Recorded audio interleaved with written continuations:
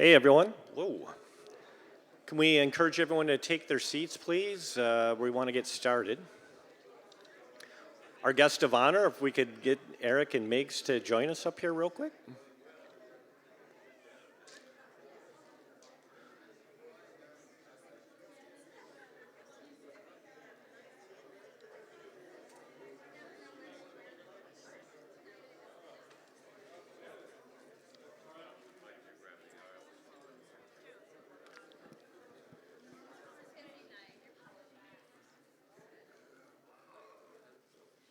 Okay, that's much better. Hello. What a wonderful, beautiful evening. Thank you for coming out and welcome. I'm Bill Harmer, the Executive Director of the Westport Library. We so appreciate you coming out this evening for the opening of our latest exhibit, Musical Planet, featuring the mesmerizing and stunning new paintings by our good friend, Mr. Eric Chiang.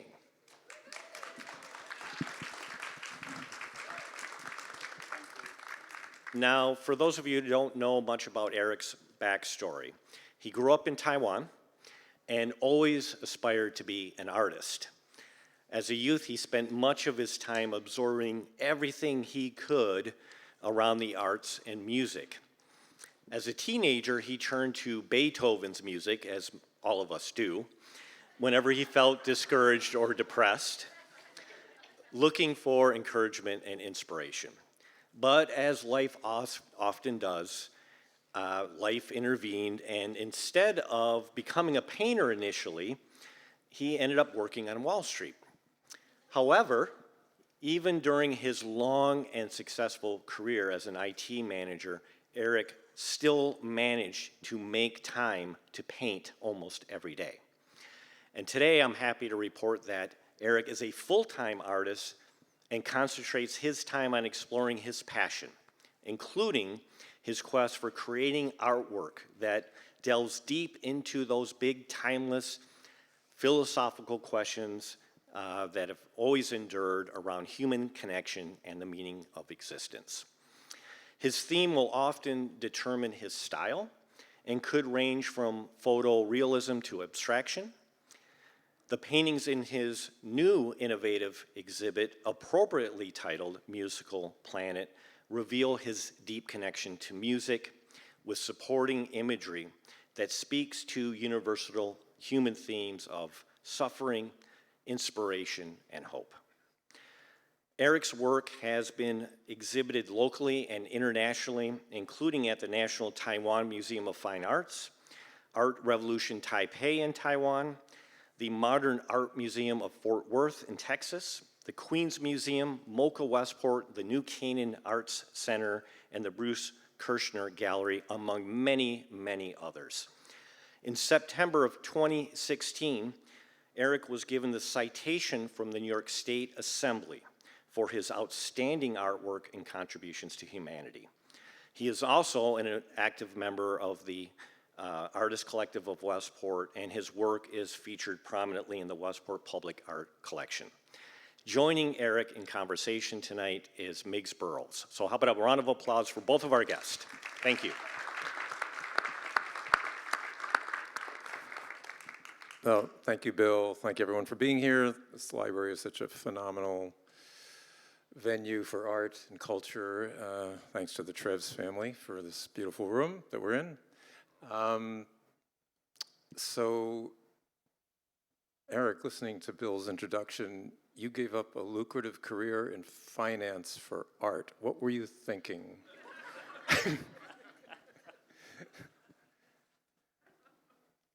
I must be crazy.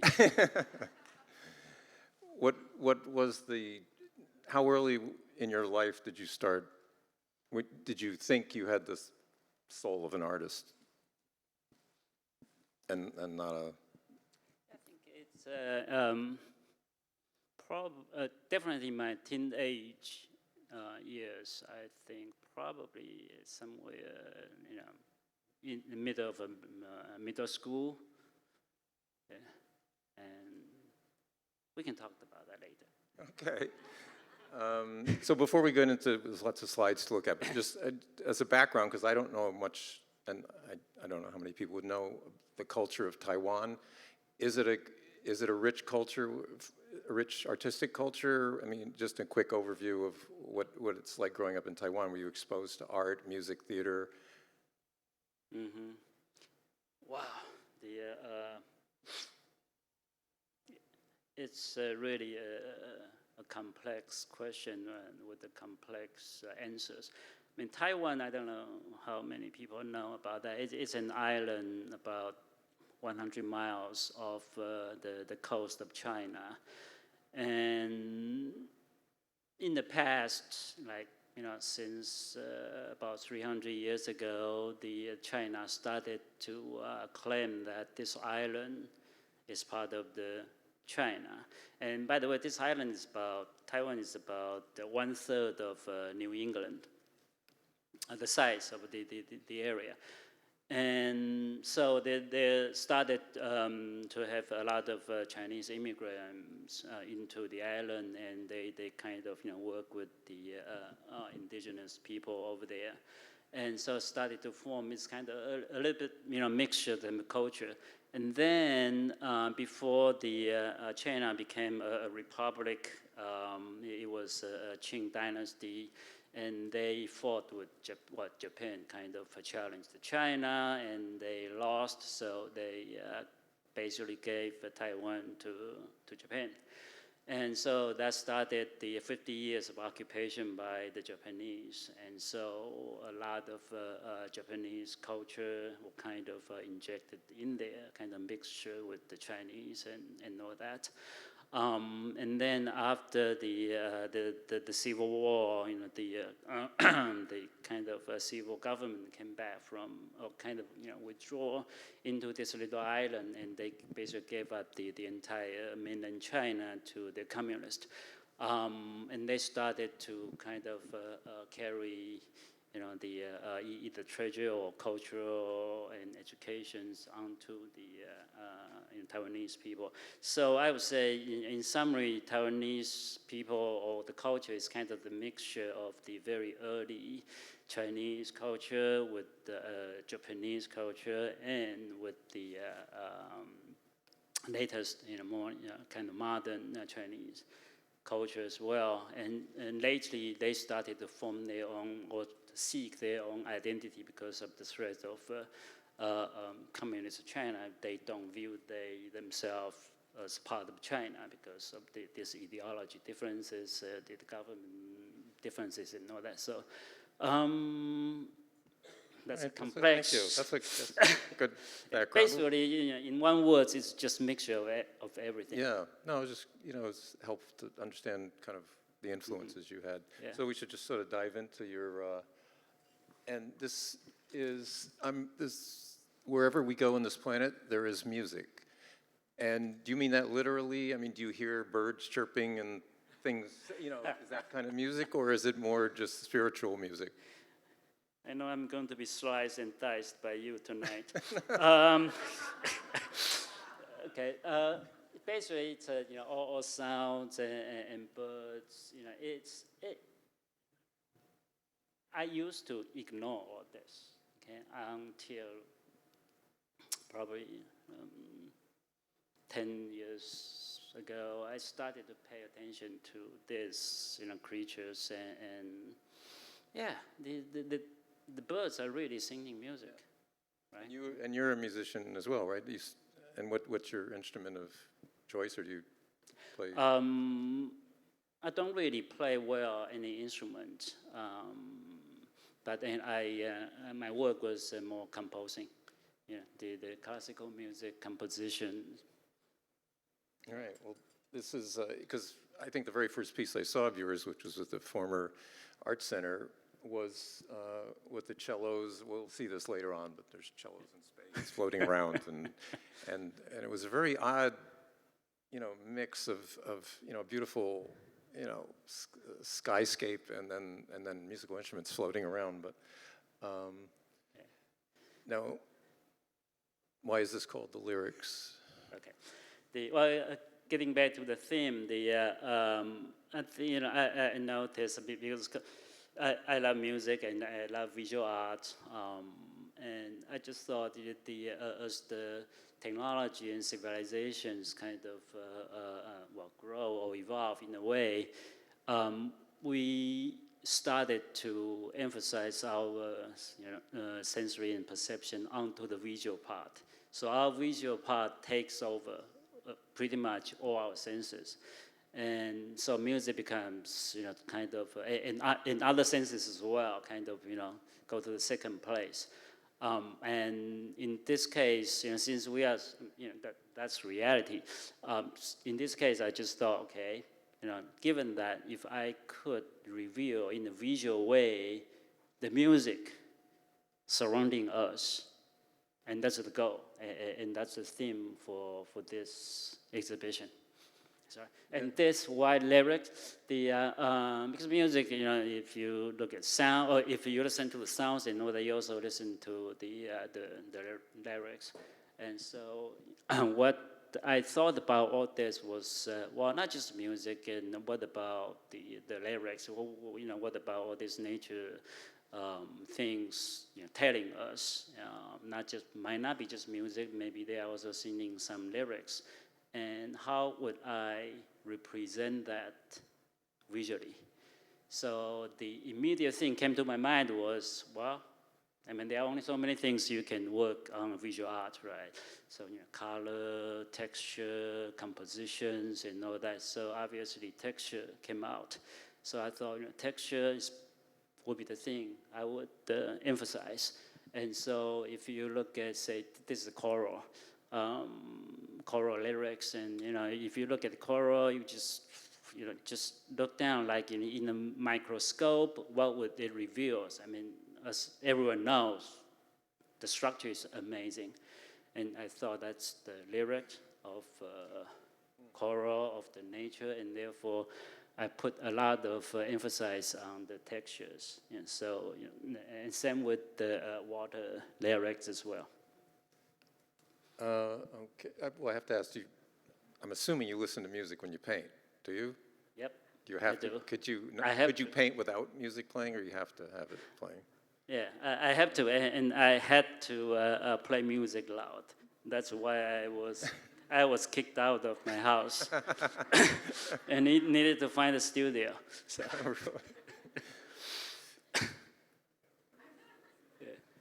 And this again is, try to reveal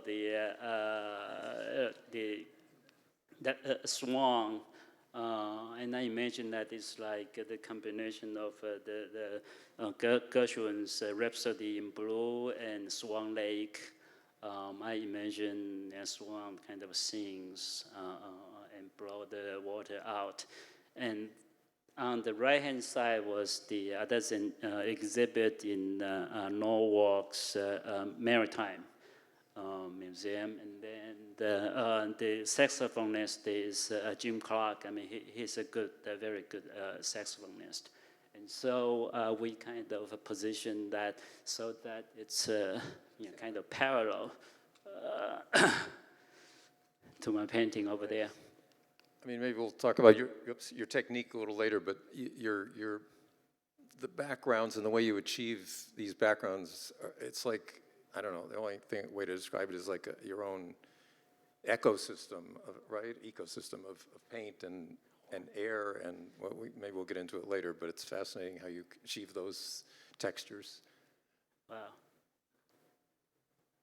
Yeah, we can talk about that, but in terms of not on the technical part, is when I started to paint, I kind of follow the academic teaching and know that you just basically emphasize on what you want to express and know the backgrounds. You either just brush them, or not. But then it's like living, all these trees or forest, we can just basically, glance it, and that's it.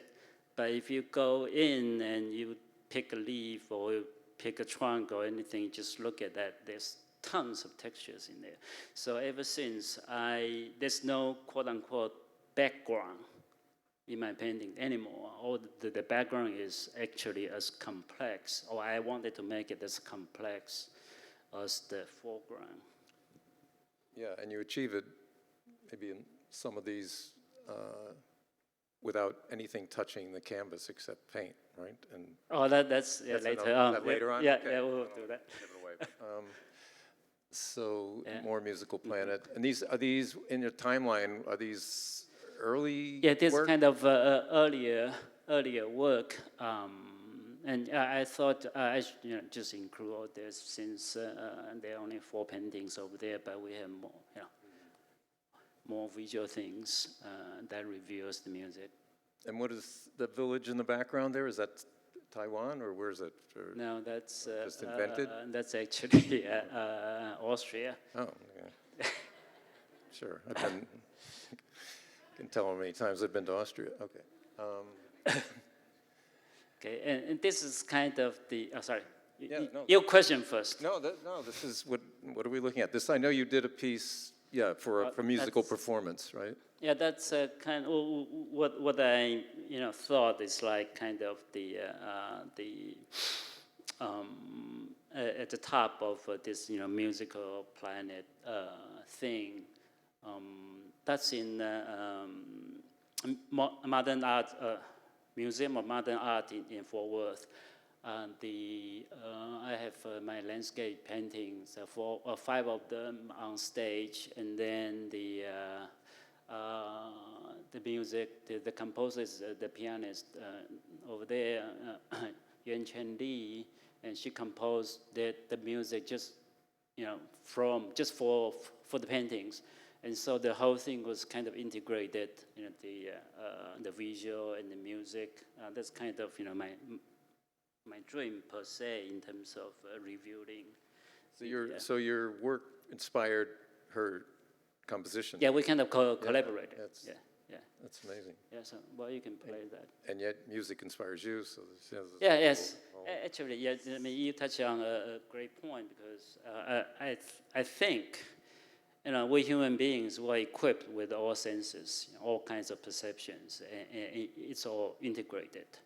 And the reason we started to have all these different disciplines, visual art, music, whatever, was because I presume because the technology and the means and materials were not there for us to present my thought to the audience.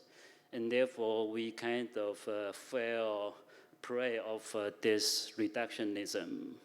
We had to divide up and then have different people focus on the visual art part or even paintings, and some focus on sculpture only.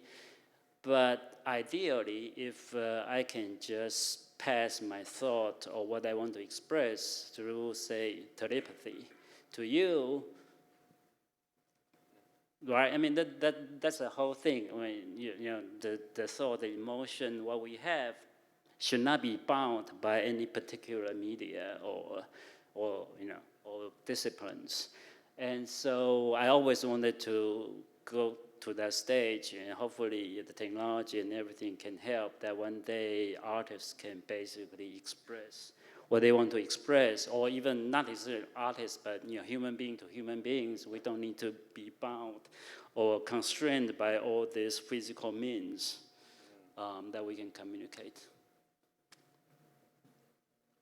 Well, that's just 6 seconds of the music. That's you at how old were you? Or is that me? That's my. That looks like you, right? Yeah, that was a dreaming boy. Yeah. The reason I have here is like what Bill said, the Beethoven was kind of my inspiration. Actually, not just the inspiration.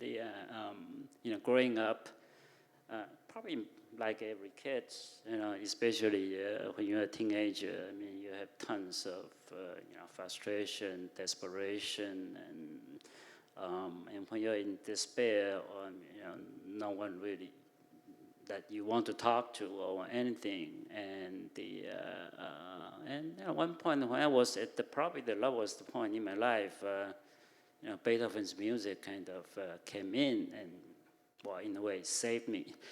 So from that point on, I told myself I want to do the same as as he. So I started to learn, composing and all that. And what's on the right was basically all my manuscripts during those middle school and high school years. Self-taught, or you went to music? Pretty much self-taught. Oh, it's amazing. Yeah. Was there music in your house growing up, or were your parents the kind of like, shut that off, shut Well, thanks to my brother. I mean, he's a classical music lover, so he at that time, he had about even like 6,000 albums. He spent all his money buying classical music albums. So it's like a library to me, and I just listen, I pick, I like this one, I don't like that one, and it happens that Beethoven was the one stood out. So. Okay, what is this? These were inspired by the 10th Symphony? Yeah, this was actually from the Beechwood event back in 2020 to celebrate 250 years, birth of Beethoven. And at that point, okay, it just hit me. So I really want to express really my, I would say my debt of everything to him. So I took some of the manuscripts that you saw from the previous page, previous slide, that I just made the two paintings out of them. And then I term it as, because we know how many symphonies Beethoven wrote, okay? And I just add one. So I thought that's the 10th symphony Beethoven wrote on my heart. Just kind of my secret communication with Beethoven. Right, very personal, yeah. And I am assuming, because I don't know much about music, but those are, if someone who could read music could play what you've... Yeah, well, actually, the composer, from earlier slide, she said, was that the fugue? And I said, wow, you got it right. That's great. Yeah. And then... oh, yeah, Howard Muntz, okay. Like what Bill said, then there's a huge detour, 20-some years, that I was away from art making, and all that. I thought, well, okay, Well, by the way, actually, this story may come back later. My brother was studying art as well, and every night, but because this is just kind of a backward.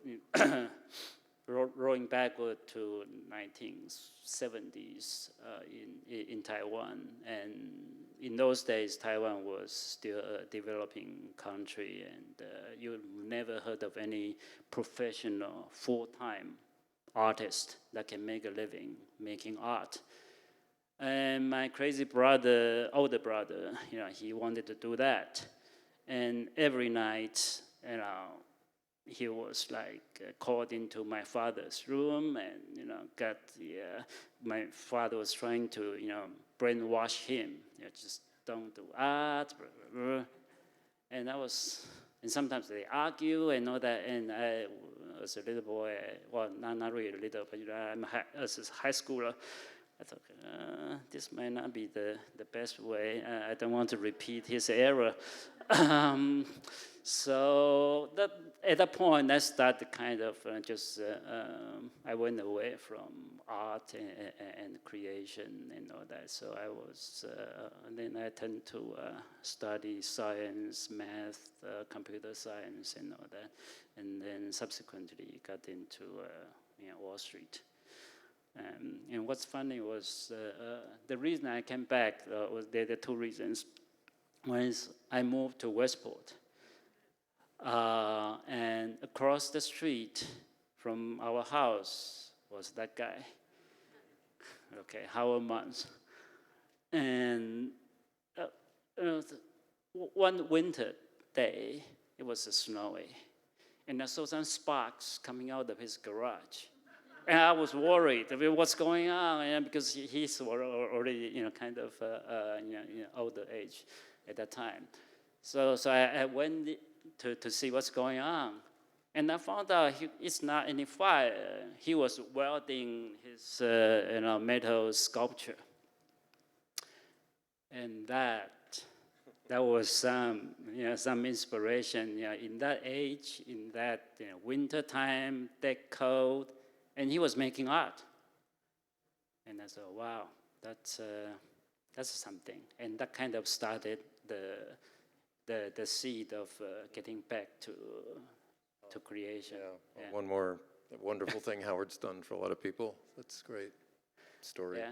And then that term, re-inspired man in suit, that was because at that time I was still working in Wall Street, of course, in suit.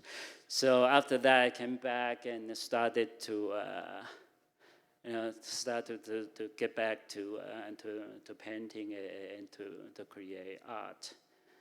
And the second factor or instance was in the later year of my kind of prior corporate lives, I was criticized by my boss saying, your PowerPoint presentation has too much colors and too much graphics. And the way Eric did this, the library didn't do it, I didn't do it, Eric created this PowerPoint. So that prompted me to, kind of, okay, was that my nature or what? And so two things together, I started to go back to painting. And so that's in this time, I was still working, and like what Bill said earlier, given the inspiration from Howard Mans and Beethoven and my older brother, who we'll talk about later, I just thought I have to discipline myself, with the love, with the passion is not enough. So no matter, in those days, in those Wall Street days, on average, I put in 80 hours at least per week. But still, I discipline myself. I have to paint at least 30 minutes a day, after I come back, no matter how late. So that was the kind of, a work in progress. And then, that one was... That's from the Art Center, right? Yeah, that one was shown in Westport Art Center. Yeah. And that one is the Koreatown Middle School. They just renovate their central kind of walkway. And then they thought, okay, my painting might fit there. So the same painting, the history of civilizations, actually, that is still there now. In there, just basically threw every instrument in an orchestra in there, so you can find, whatever. Well, okay. Cellos are metaphors for human voices. To my ear, cellos are very low, right? They're kind of a low tone, so what reminds you of? Yeah, I think whoever plays cello knows the size and the physical shape of cello is pretty much like a human core, a body. So the sound range and everything is quite similar to that of humans. So I thought, okay, let me use that as the metaphor for human voices. And there's a kind of embedded undertone over here, because in those years when I started, actually after I quit Wall Street career in 2007, I was pretty much working alone. First of all, I needed to beef up my all the skills which I have kind of put away for decades. And I did not graduate from any art schools or anything. I did not have professor. I did not have classmate. I did not have anyone. So I was pretty much, working on it, and those kind of, just, I don't know, how somehow they just sneak into my paintings. What I like, I see, is they're like nomads. This cello is just traveling in either its own fantasy life, and it's just a nomad in outer space and in the mountains and the water, and that sort of, I imagine, represents your spirit too, right? Yeah, I actually did not intend or consciously plan to do that. It's kind of, just have that image come out, and then I just painted out. And it's after some years, when I look back, I say, okay, wow, they say something. They're self-portraits in a way, yeah. Well, probably all. Yeah, like penguins, self-portrait. Yeah. Well, sorry, it's fine. Yeah, we have to. I don't want to run out of time. Yep. But, so these are pretty much the, similar from the same stage. Yeah, still traveling. Yeah, still traveling. Now that one traveling along is and that one's damaged. Are they hit by meteorites? Is that what the damage is? Yeah. Yeah. You can tell. The hazards of life. Yeah. As you can tell, what's going on. So, yep. And then, well, you hang around with a strange crowd. that's why I said, really inspired. After 5 years of, creating things solo, I guess whom I bumped into. Yeah, and again, I attended the Westport too. That's what this town at least gives me.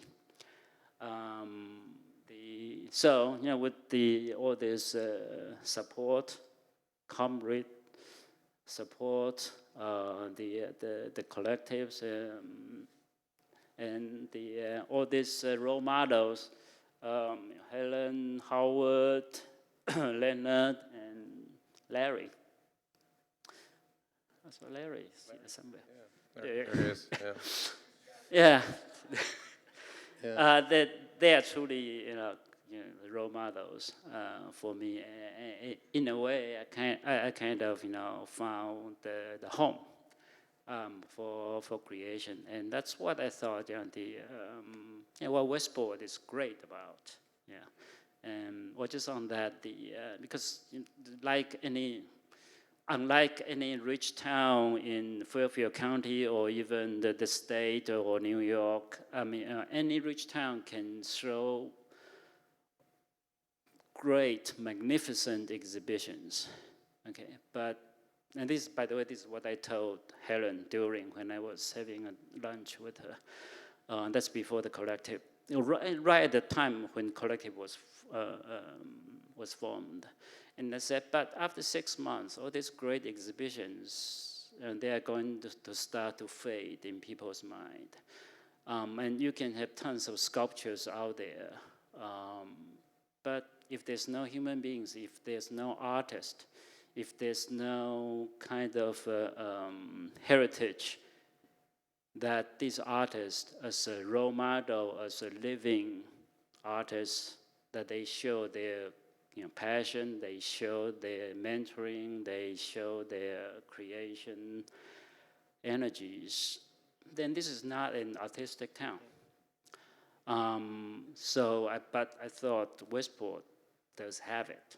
And you brought a lot to us as well. It was very mutual. You brought your passion and your vision and your warmth. And so anyway, it's been very a mutual admiration. So I thought, no matter what, I would just put all my energy to collective. I know you're probably cursing us at 2 in the morning, but So, oh yeah, so And there's then- the ones yeah. that are all tethered and, yeah, what's that about? And it is from these collective things I felt that an artist cannot really create or live alone. And we all need to be connected. And so the kind of visual image I had was, we actually not just artists, but all human beings who are living, we're surviving against this huge, vast, frigid universe, cosmos. And our lives are basically just small sparks. But we can still do something, and we can still do something together. And at that point, I thought I actually had to redefine the existence. I think, existence, if not with others, has no meaning. So, existence means existing together. Otherwise, there's no existence, or otherwise, existence means nothing. So that's what prompted to have this. Are we born connected? Yeah, very eloquent, thank you for that.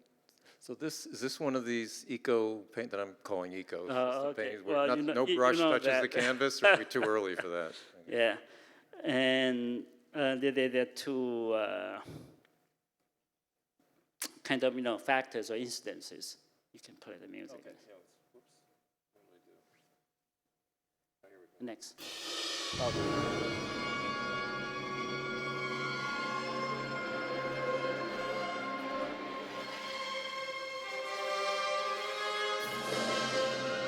Whenever. And that's Mahler's Symphony No. 1, the beginning of fourth movement.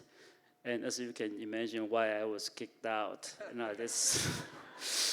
And when I was, one day I was listening to this music, and all of a sudden I just saw that mountains, I just saw that lightning, thunder, storms, and all that, and this image came to my mind.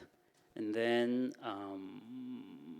and another factor was I always wonder, if our land or our earth were to write a book about themselves, how would it do it? How would it write? How would the planet write a book about itself? The planet or the earth or our land, how would it write it? So I thought, maybe I ought to start from the beginning, like when it was at the beginning of everything, or when Earth was formed. So I thought, okay, let me try to emulate that process. And then in the middle, I thought, okay, since this is the book written by, or to be written by our land, I should not have my brush or my hand or anything touch on the canvas. Otherwise, I'm messing around with the book. So then I thought, okay, but how do I solve this issue? Paint the painting without touching it. So I thought, okay, maybe let me prepare or different blobs of oil paint, mix them with the different thinners and turpentine, linseed oil and all that. So I create different blobs of paint with different viscosities and densities. And I was okay, well, maybe at the beginning it was just like that. So I dropped all these blobs on canvas, which was laid on the floor. And then I said, well, okay, that's probably how Earth evolves or how our land evolved. So but there must be some, storm, So I used the water spray. There ought to be some earthquake and all that. So I kind of shake the tilt the canvas, and just like that. And then there ought to be some erosion. So again, I use thinners, spray them on top of these blobs and just watch them kind of move or change. And then I tilt the canvas and all that, just roughly the direction I wanted to. And I created this. Yeah, no, I love it. I think artists and other people, when they look at work, in a museum, they look for the brush strokes. How do they do that? It's so realistic. How do they make that line? And this is all you can't. Yeah, even with that, it's not the brush, right? It's a force of nature. Yeah. I mean, it's beauty Yeah, of it. so Oh, we have to. and that I was even amazed by that. Just wow, just how realistic that could be. I mean, and that also told me at least that no matter how human beings tried, there's nothing can compete with the nature itself. So we want to allow time for questions, so we may have to flip through a couple of these more quickly. How many? Do you know how many after this? So I don't know. Okay. Well, you can just quickly go over, Okay. whatever. Are these done in the same way? Obviously, the figures you have to paint in, but the background is this. So later on, that natural. becomes kind of a tool, the toolbox. No, there's energy and heat. And this is at that point, I was still having this concept of man versus nature, and we always fight with the nature. We always fight in order to achieve our dreams. We will always need to fight with everything. And this one in particular, but most of our dreams kind of got broken. So the broken mirrors or mirror fragments on the ground represent, those broken dreams. And the thought there was, if you look up close, look at these broken mirrors, you see yourself in there. So, the question is, do you want to continue to be in your broken dreams, or you will strive to dance your troubles away? Get back to your Eden? Nice. And then gradually, this same thing as that, facing that frigid and unfriendly nature. Then I thought, okay, this is more somewhat, existentialist kind of a thought, that is, given that we have to live and we have to survive in this kind of environment, no matter how harsh, whatever that is, but we can still bring warmth to them. So that's sort of a work in progress, right? Where you spill things, like gravity. Gravity is your assistant that way, right? Yeah, that's kind of the one of the process. And you can see the texture there. I mean, by the way, this is not a one-time thing. It's, I did that layers and layers and layers and layers. So you can see the texture there, which basically cannot be painted by brush. But they're just so realistic. Well, to me, at least. Wild, yeah. No, it's phenomenal. There's more close-ups. And so, you know what? Having it's like once you've eaten some dessert, you kept on craving for it. So I continue to apply that same method over for 12 paintings. So that stretch is about 50 feet wide. Have they ever been shown in total? No, the widest was in the forward, 5 paintings. Yeah. Wow. I need to find a space for that. And it's the same thing for water. Again, the same kind of a starting point. What would our waters write a book about themselves? How would they write it? And so that's that's a waterfall, obvious. And in the middle was the, again, I guess I just like to, give myself a hard time. So one day I woke up, I said, what's the most difficult thing a painter would face or would be asked to paint? And I thought, okay, the most difficult is probably at the night, paint a night scene and paint the waves. So you want to express that dynamism even in very dim light. And so that's in the middle. Wow. Here you are And that's at work. that's in Silvermine, yeah. Yeah. And I'm that's sorry. that's in my studio.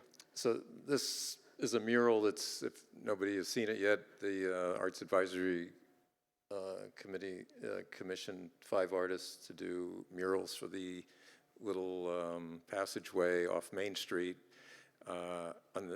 next to Anthropology on the Main Street side. And you enter and you'll see these incredible murals, and that's Eric's is down here in the lower right. It is meant to portray, the assignment was to portray Westport's history, or portion of Westport's history, in the way the artist interpreted it.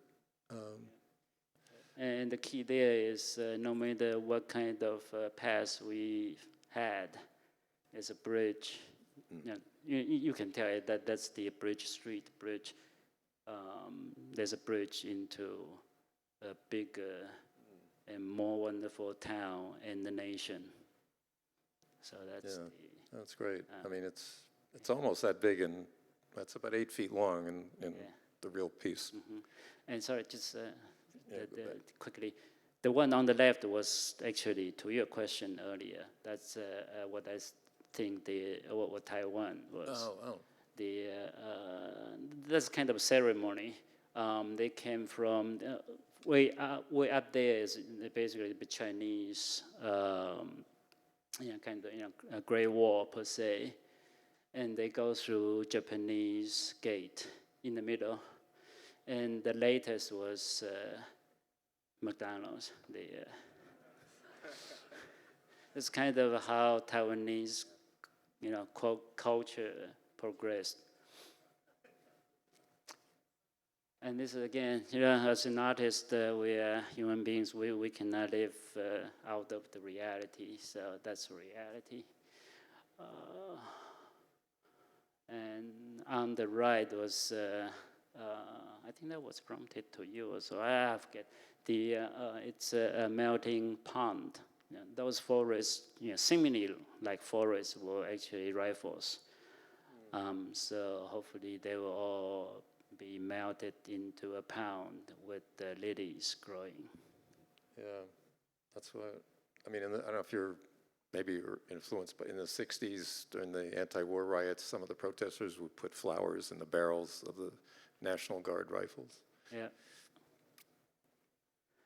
And again, this is kind of the artists reacted to what's happening in the world. I had to drop everything in order to paint all this series. I called it the year 2020. There are 4 paintings there, and this is the first one. Obviously, everyone knows what that's about.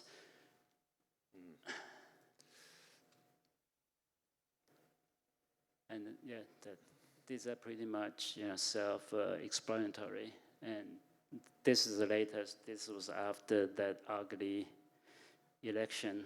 I saw kind of the nation divided, and so they divided our flag, and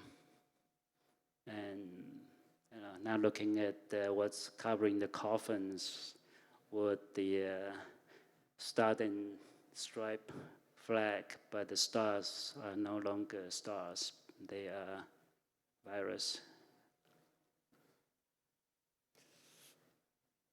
Very powerful.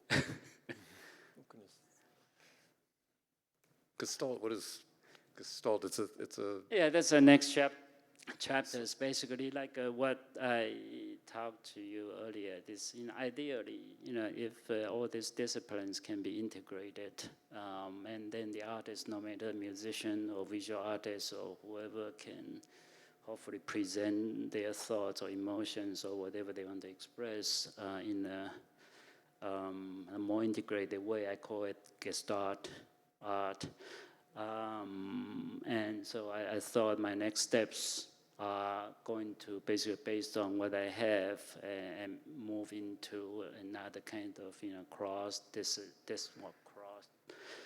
interdisciplinary kind of approach. But it's not just interdisciplinary. Hopefully, it's kind of a whole thing. And that on the left is not mine. It's just basically that's immersive kind of thing. So hopefully, we can get to that stage.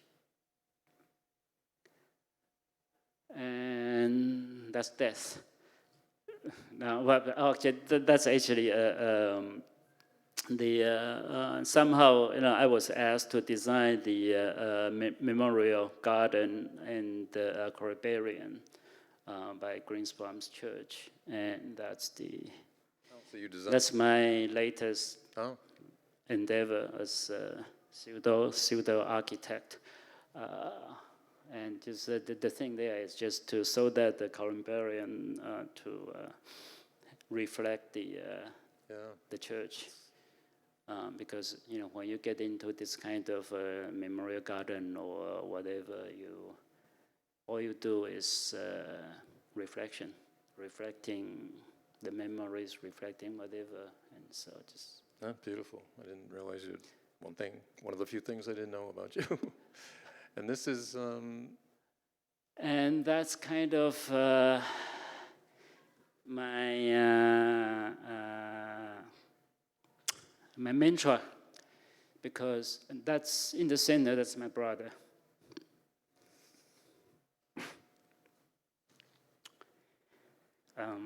He persisted as an artist. So then. He came to the States with about $200 or less, and throughout 25 years here,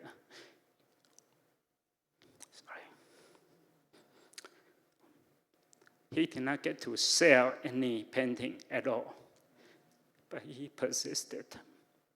And then 22 years ago, he went back to Taiwan, and all of a sudden, he became the most famous artist in Taiwan. And it's like top 5, top 10, if not top 5. And so he's very well-known now and is very famous. And therefore, he's got a lot of money now. And that's... he's always like others, and this is my role model, even though we never talked about art. And because that persistence for 30, 40 years. And first thing, he wanted to do was to create a village for artists. Sorry.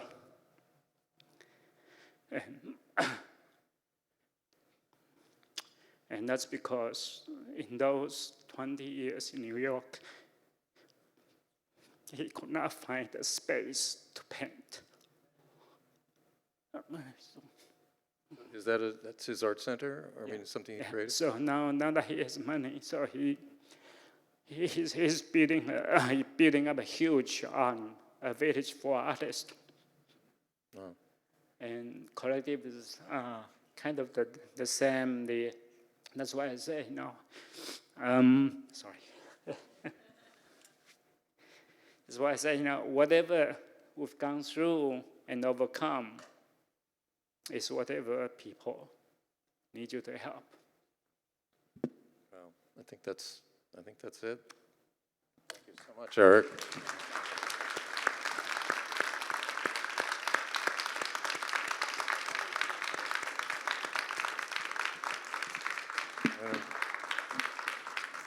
we have, Jennifer, do we have time for a few questions?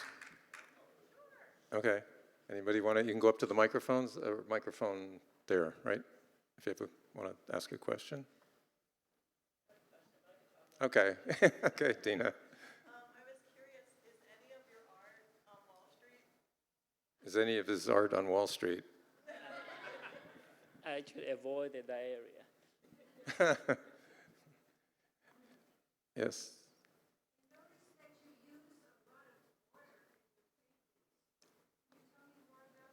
He uses a lot of water in his paintings. Can you? You mean the content, water as a content, or water as material? To Theme. paint? Thematically or material? Okay. Yeah, I mean, water is a big part of nature. So that's and to me, it flows, it's so dynamic and just you can never grasp it.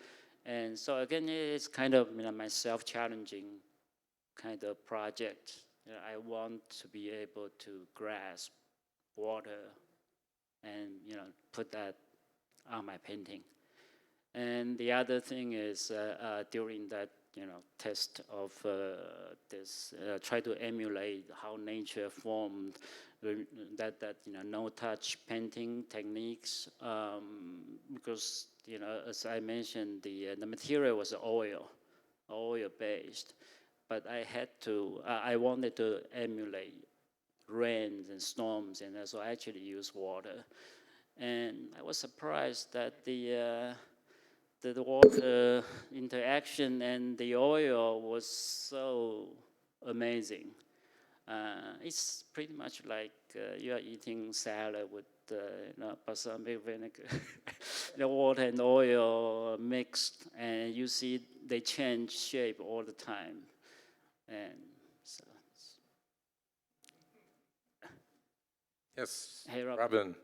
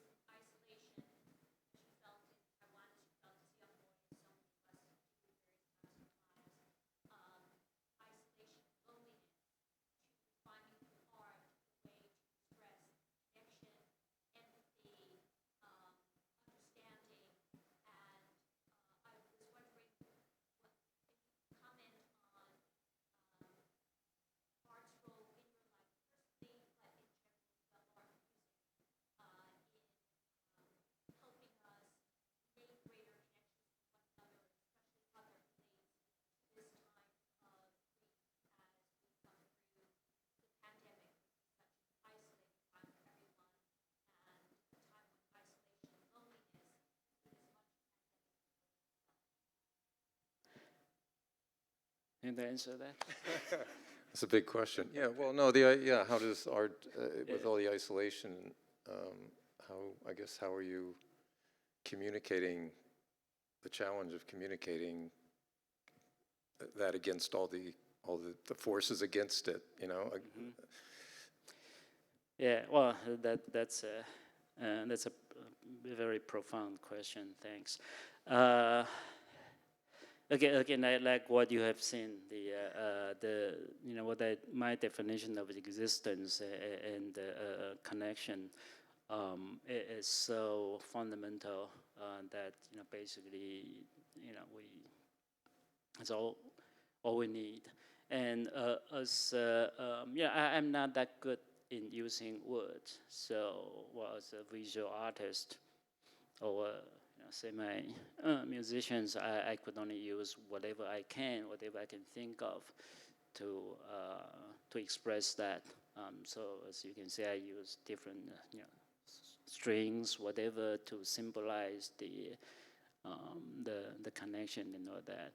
Although one part I did not do well, since you mentioned the COVID period, was I did not really, in particular year 2020, I guess I must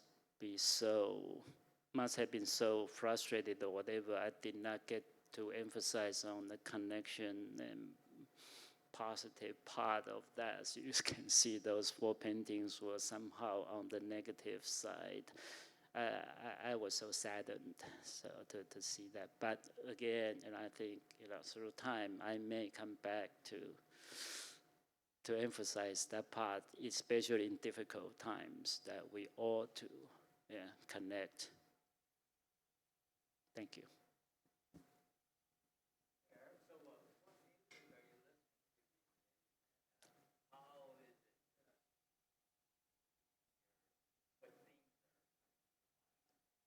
What music is he listening to, and what themes are coming to your mind? It's pretty much all classical. I'm really fairly ignorant in terms of other type of music, the pop songs, or jazz, or whatever. So when people talked about some band or something, I wouldn't find a Duran Duran record in your house if I looked. Really. So yeah, and the next thing is when I create, depending on what I wanted to create, I play that kind of music, or play this music I think can help me get to it. What? Baroque. Oh yeah. If something, if I need to be calmer, or then I play Baroque. And lately, I guess maybe getting older or whatever, I started to turn back to a lot of Bach's, Sebastian Bach's.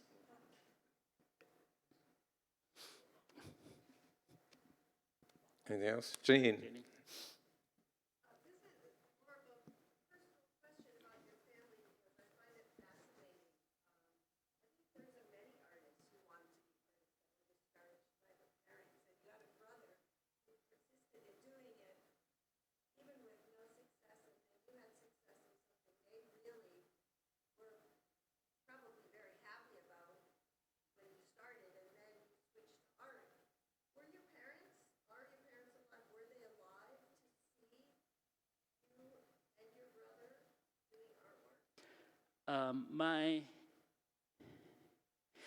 My father passed away the same year when my brother went back to Taiwan, so he did not get to see it, but my mom did.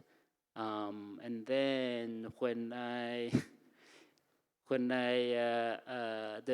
the first day I quit my job and started the full-time art creation, that's the day when my mom went to coma. So the answer is no, they did not get to see it. Yep.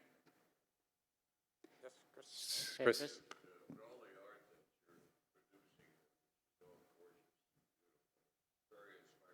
Thank you. What method of sale do you have on most of the pieces? Do you go to museums, have art galleries, private ownership? Yeah, for example, someone, a famous musician, just bought one painting there. Yeah, but the general question is, so far, thank God, I think I can still have that little flexibility not to aim for kind of a pure commercial gallery representation. So I thought, I want to create, I want to get to more people and convey the messages and all that. So my target right now in this stage is pretty much, museums, art centers, public, art venues, just so I can get to, the more people I can get to, the better. But maybe one day, when I need that, I may change.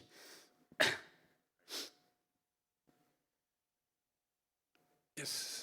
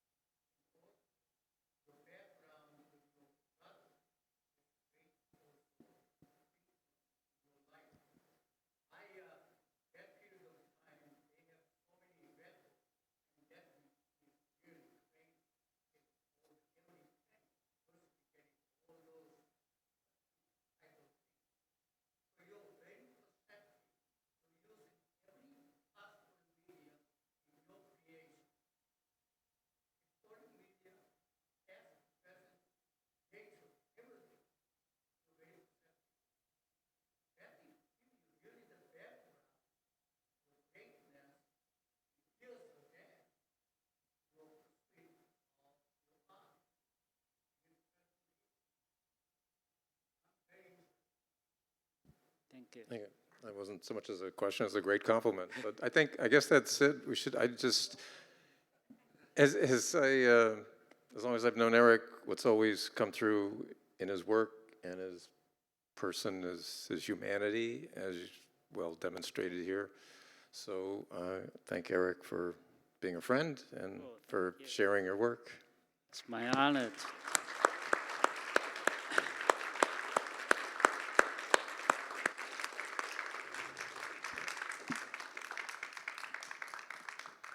That's it.